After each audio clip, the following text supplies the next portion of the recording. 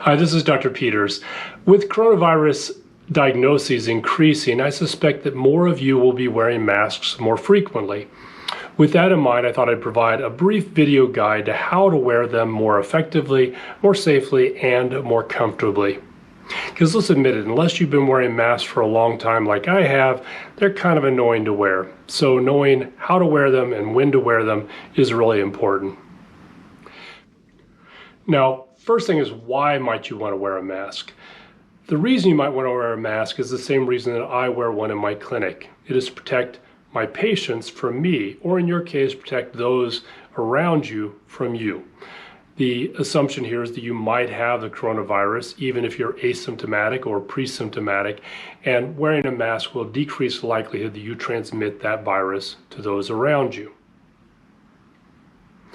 So when might you want to wear a mask? Well, keeping in mind that the goal of a mask is to protect others from you, not your own safety, it's pretty easy to know when a mask might be of some value and when it might not.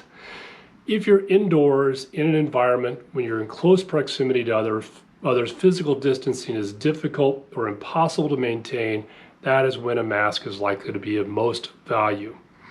If you're in an indoor location, ventilation is good, you're easily able to maintain physical distancing, a mask is probably much less useful.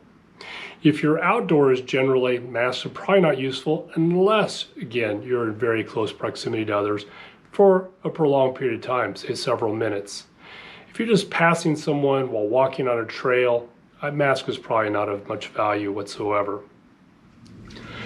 Now, as far as masks, I'm really not going to talk about the molded mask like this N95 mask, because I think that they really should be reserved for hospital settings. Also, keep in mind, these are designed to protect the wearer from those they might be taking care of, say patients who are actively ill with coronavirus.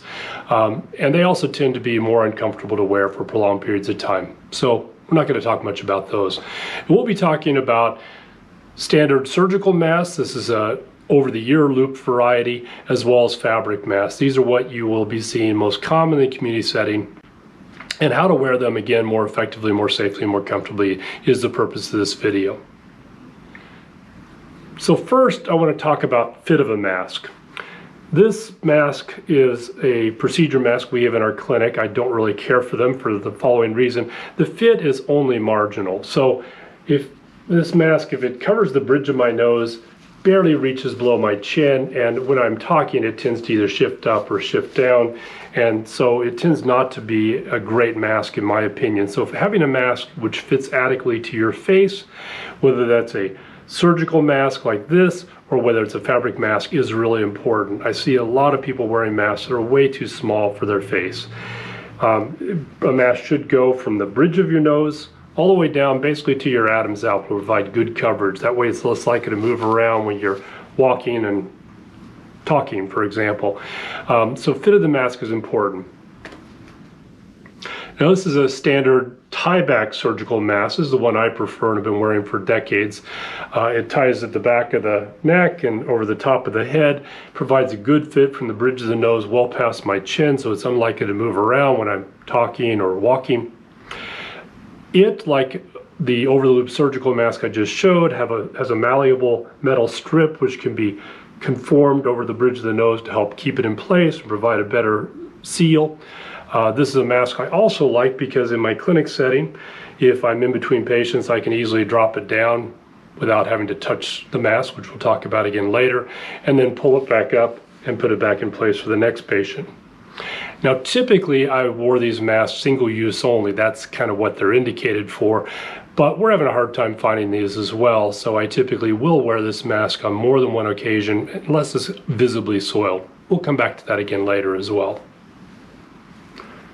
So this is a tie-back fabric mask that a good friend of mine made for me.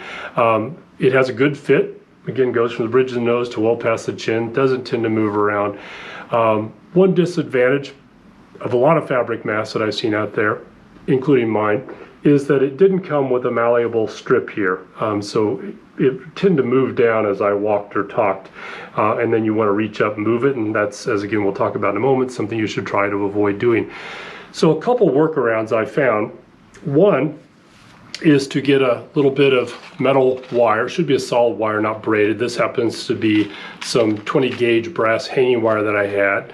Cutting off a small piece of this and inserting it through a hole in the mask can help provide some stability there. Another option, if you happen to have some disposable masks around that have kind of got nasty and you want to toss them, if you do a little dissection, you can take out the metal wire or the metal band that's there and insert it into your mask through a small incision as well. Provide, again, some support. This particular mask, actually, the metal band is adhered to the fabric, so the fabric of the mask could probably be glued onto the fabric mask itself. So some little useful tips there. Another really good hack, whether you are using a fabric mask or a surgical mask, is a piece of tape along the bridge of the nose. So this is useful if your fabric mask does not have a malleable strip. You can just apply tape to the mask and over the bridge of the nose and onto the cheeks. That'll help keep the mask in place. Also, for those of us who wear glasses, whether it's regular glasses or ugly surgical loupes like these, that can help limit the fogging of the mask. So that's a really useful tip. If the tape adheres too tightly to your cheek and you find that annoying, you can take the tape off from the dispenser first, apply it to your clothes. It picks up a little bit of length so it adheres still nice enough to do its job, but then it's a little easier to remove. I recommend a surgical tape. This happens to be 3M micropore tape. We commonly refer to it as paper tape. But if you can't find that in a drugstore or some other type of surgical tape, just give it a try. Don't use duct tape. Regardless of what type of mask you're wearing, try not to touch the front of your mask. If you've been wearing it for any length of time, anything you're exhaling, whether it's bacteria, viruses, the coronavirus or some other, are now embedded in the surface of the mask, both the exterior surface and the interior surface. So treat this as a dirty diaper and don't touch it. Contact spread of the coronavirus is thought to be uncommon, but it is known to occur. So if you're touching your mask, you're readjusting it because you're talking to people or it's slipping down, and then you go touching some other surface, and then someone else touches that surface, they're potentially picking up whatever you've been carrying. So again, try to avoid touching the front of your mask. When you're done wearing your mask, remove it, either the tie back, untie it, or take it off your ears and set it aside. So what to do with a mask after you've gotten done wearing it?